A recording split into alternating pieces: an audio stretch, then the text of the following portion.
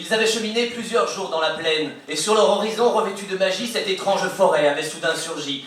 Tout était là, les bras triomphants des arbustes, les halliers couvrant les écorces robustes des empereurs caducs, palmes, tamariniers, les tigelles en fleurs libres de communier avec les champs secrets de l'humus nourrissant.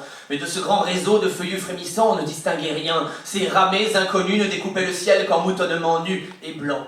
Sous leurs regards, les ombrages splendides n'offraient que les remous d'un nuage de vide.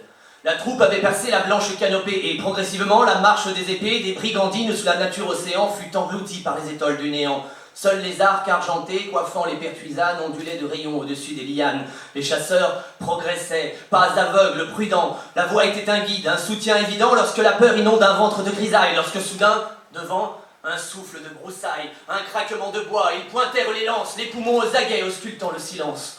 Dans le hurlement sec d'un tronc que l'on déchire, un immense museau, deux billes de saphir déchirèrent le vide. Une crinière à droite, à gauche le bec noir d'un immense primate à tête de moineau, canine terrifiante, hybride coloré au masque d'épouvante, animaux des enfers, des monstres, à l'assaut, à l'assaut! Devant eux, arbres et arbrisseaux craquaient et se couchaient, les rideaux du néant éparpillaient dans l'air la rage des géants. Une corne, une queue, un mouvement de sabre, les fers d'un bassinet, rugissement macabre, effluve d'un sous-bois étranglé de colère, piétinement, éclat de voix, en un éclair la course d'un fuseau de griffes et d'écailles, averse de piquiers, le pouls de la bataille perclus de floraisons, de flèches de terreur grondait dans les enfers d'une aveugle fureur. Enfin, soudainement, ivre de turbulence, la livide forêt retrouva le silence. C'est la poigne œuvrant sur de solides cordages que les chasseurs joyeux quittèrent les branchages absents. Les végétaux libéraient leurs épaules, glissaient, frêles serpents sur la luisante tôle des cuirasses, livraient leurs semelles fourbues aux multiples couleurs de la plaine. Leur but était atteint. Figé par l'atroce grimace de la mort, ligoté, une terrible masse, un monstre musculeux au pelage brun sombre, 4 harpons griffus acérés par les ombres, un colosse infernal aux prunelles d'ébène fut traîné au forceps sur les reins de la plaine.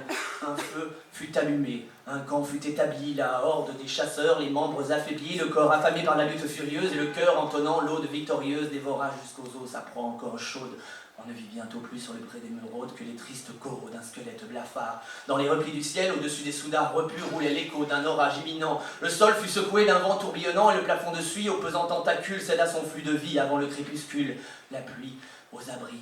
Les chasseurs se réfugièrent sous la carcasse blanche, effroyable tanière aux palpitants éteints, cache aux arches funèbres alourdies par le sang. Quand vinrent les ténèbres, les faces des chasseurs lentement chalirèrent, des lignes, des couleurs, les feux d'une crinière, une moustache, un bec, les reflets d'un plumage.